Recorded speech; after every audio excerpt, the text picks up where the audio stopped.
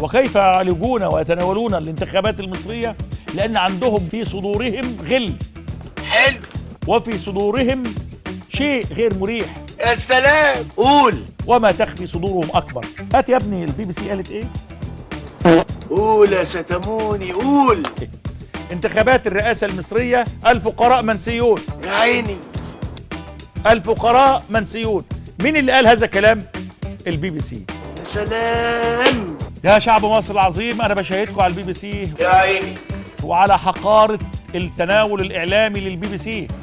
يا عيني، يا عيني بالقوي. ده البي بي سي عشان بس ننتبه ونعرف بيقولوا إيه علينا. نظف ودانك يا نونجي بالطرب والمزيكا اللي تشفي الانارخ وتكيف. محدش قالك انك انت فقير قوي. نعم، ادي الطلب ولا بلاش؟ لا، يا ريت حد يقول لكم ان احنا